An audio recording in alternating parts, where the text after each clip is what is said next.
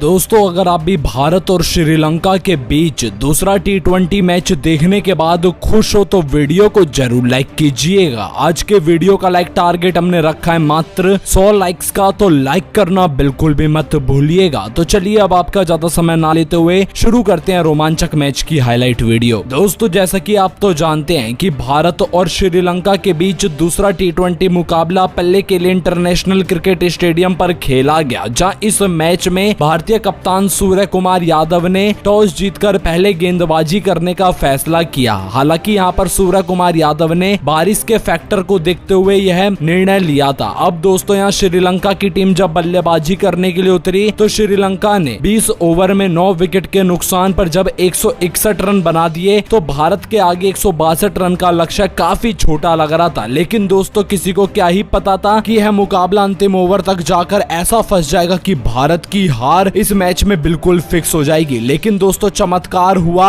और मुकाबला ऐसा पलटा कि देखकर आपके भी होश उड़ जाएंगे। हुआ ये था कि जब श्रीलंका के लिए पारी की शुरुआत पथुम निसंका और कुशल मेंडिस ने की थी तो यहाँ पर दोनों बल्लेबाजों ने पहले विकेट के लिए 26 रन जोड़ लिए थे। लेकिन अर्शदीप सिंह ने चौथे ओवर की तीसरी गेंद पर कुशल मेंडिस को अपने जाल में फंसा लिया और 10 रन बनाकर वह आउट हुए। अब पहला बड़ा विकेट गिर जाने के बाद मैदान पर बल्लेबाजी के लिए उतरे कुशल परेरा, जहां पथुम निसंका और कुशल परेरा को मिलकर साझेदारी आगे बढ़ानी थी। लेकिन दोस्तों यहां कुशल परेरा का साथ पथुम निसंका ज्यादा देर तक निभा नहीं पाए और दोनों बल्लेबाजों के बीच दूसरे विकेट के लिए यह साझेदारी मात्र 54 रन की ही हो पाई और इस दौरान पथुम निसंका 32 रन बनाकर आउट हुए। अब 2 बड़े विकेट गिर जाने के बाद श्रीलंका की टीम पर दबाव बन चुका था। अब यहाँ कुशल परेरा और कमिंदु मेंडिस पर पूरा दारोमदार था अपनी टीम के लिए ज्यादा से ज्यादा स्कोर जोड़ने का। लेकिन दोस्तों इस बीच कमिंदु मेंडिस को हार्दिक पांड्या ने 16वें ओवर की पहली गेंद पर अपने जाल में फंसाया। लेकिन इन दोनों बल्लेबाजों ने मिलकर 50 रन की साझेदारी तो कर ली थी, लेकिन यह कमिंदु मेंडिस 23 रन बनाकर आउट हुए। अब कमिंदु मेंडिस का विकेट गिर जाने के बाद कुशल परेरा भी अपना विकेट खो बैठे और 53 रन की पारी उनकी भी समाप्त हुई। और यहाँ 16वें ही ओवर में 2 बड़े झटके जब श्रीलंका की टीम को लगे तो 139 रन उनकी टीम मात्र बना पाई थी। अब यहाँ कप्तान चरित असलंका और दसुन सनाका पर हर किसी की निगाहें टिकी हुई थी। लेकिन दोस्तों रवि बिश्नोई ने जिस तरह से दसुन सनाका को पहले T20 मैच में आउट किया, उन्होंने आज भी वही गलती की और पहली ही गेंद पर अपना विकेट रवि बिश्नोई को दसुन सनाका दे बैठे और यहाँ श्रीलंका की टीम को 5वां बड़ा झटका लगा। और दसुन सनाका के आउट हो जाने के बाद मैदान पर उतरे वानिंदु हसरंगा भी पहली ही गेंद पर रवि बिश्नोई की चलते बने और यहाँ 2 बड़े विकेट लगातार रवि बिश्नोई ने लेकर हैट्रिक के चांस अपने बढ़ा लिए थे। लेकिन यहाँ रमेश मेंडिस ने सूझबूझ दिखाते हुए भारतीय खिलाड़ी रवि बिश्नोई की हैट्रिक को रोक लिया और यहाँ इस दौरान रमेश मेंडिस ने 12 रन बनाए तो चरित असलंका ने 14 रन की पारी खेली। फिर महेश तीक्ष्णा 2 रन ही मात्र बना पाई, जिसके चलते श्रीलंका की टीम 20 ओवर में 9 विकेट के नुकसान पर 161 रन बना पाने में कामयाब हो सकी और भारत के आगे 162 रन का लक्ष्य रखा गया। इस दौरान भारत के लिए सबसे ज्यादा 3 विकेट इस मुकाबले में रवि बिश्नोई ने लिए तो वहीं 2-2 विकेट अर्शदीप सिंह, अक्षर पटेल और हार्दिक पांड्या के नाम रहे। लेकिन अगर आप देखोगे तो सबसे अच्छी गेंदबाजी आज के इस मुकाबले में रवि बिश्नोई ने करवाई, काफी बेहतर इकोनॉमी उनकी रही। अब दोस्तों बारी थी भारतीय बल्लेबाजों की इस मैदान पर कुछ कर दिखाने की। अब टीम इंडिया के लिए आज एक नई ओपनिंग जोड़ी मैदान पर बल्लेबाजी के लिए उतरी, जहां यशस्वी जायसवाल और संजू सैमसन ने पारी की शुरुआत की। दोनों बल्लेबाज ज्यादा कुछ खास प्रदर्शन अच्छा कर पाते उससे पहले ही बारिश ने दस्तक दे दी। इस दौरान यशस्वी जायसवाल ने तो 3 गेंदों पर 6 रन बना लिए थे और भारत का स्कोर भी 6 रन पर ही टिका हुआ था। लेकिन बारिश के कारण मुकाबले को थोड़ी देर के लिए रोक देना पड़ा और दोस्तों मुकाबले में जब ज्यादा डिले होने लग गया क्योंकि बारिश इतनी तेज पड़ गई थी कि यहाँ पर भारतीय टीम को कम से कम 10 ओवर खेलने जरूरी हो चुके थे, तभी फैसला हुआ कि मुकाबले को अब 8-8 ओवर का करवाया जाएगा और मैच में अब भारत को जीतने के लिए नया लक्ष्य मिला 78 रन का, जहां टीम इंडिया को 78 रन बनाते से ही इस मुकाबले में जीत मिल जाएगी। लेकिन दोस्तों भारत के लिए 8 ओवर में 78 रन बनाना इतना आसान नहीं था क्योंकि यहाँ पर अब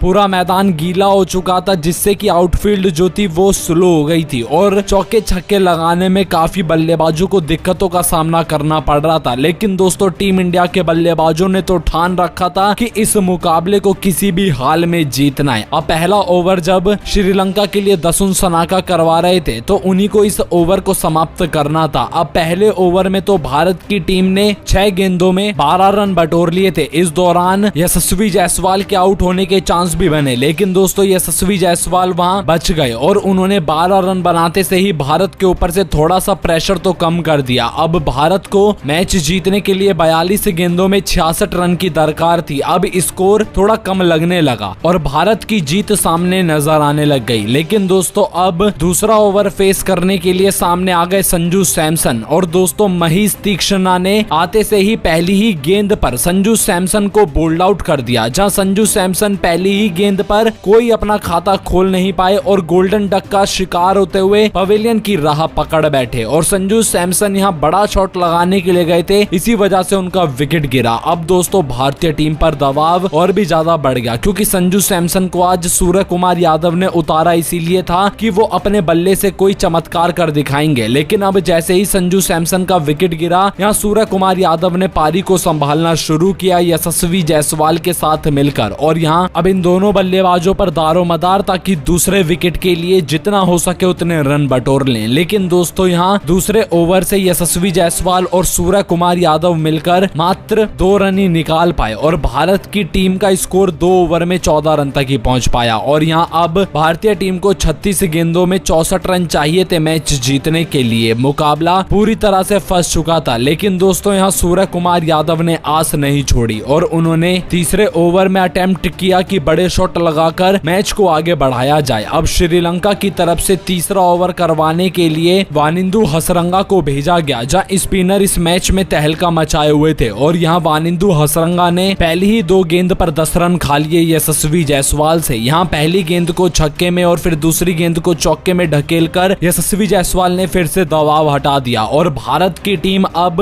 वानिंदु हसरंगा के खिलाफ इस तीसरे ओवर में सूर्य कुमार यादव और यशस्वी जायसवाल ने मिलकर 16 रन बटोर लिए। अब भारत को जीतने के लिए 30 गेंदों पर 44 रन की दरकार थी। अब यहाँ चौथा ओवर डालने के लिए महेश तीक्ष्णा को भेजा गया, लेकिन दोस्तों इस ओवर में महेश तीक्ष्णा भारत पर दबाव बनाने की जगह भारत को दबाव से हटा गए और इस मुकाबले को अंतिम ओवर तक अब सूर्य कुमार यादव और यशस्वी जायसवाल ले जा पहुंचे, जहां उनको पूरा कॉन्फिडेंस था इस मुकाबले में जीत का। एक तरफ सूर्य कुमार यादव छक्के चौकों की बरसात कर रहे थे, तो दूसरी तरफ यशस्वी जायसवाल ने भी अपना बल्ला रोका नहीं और 50 रन की साझेदारी तो दोनों बल्लेबाज सूर्य कुमार यादव और यशस्वी जायसवाल के बीच 21 गेंदों में ही हो गई। और इस दौरान अंतिम ओवर में मुकाबला पहुंचा और जीती तो वही टीम जिसने सबसे ज्यादा मेहनत की। जी हाँ दोस्तों, दूसरा T20 मुकाबला भारत की टीम ने श्रीलंका के खिलाफ जीता। बाकी आप सब यहाँ पर पूरा स्कोर कार्ड भी देख सकते हो और अब आप सभी की क्या राय है भारतीय टीम की ऐसी बल्लेबाजी और गेंदबाजी को देख लेने के बाद, और आप टीम इंडिया की बल्लेबाजी को 10 में से कितने नंबर देना चाहोगे? अपनी कीमती राय हमें कमेंट करके जरूर बताइएगा।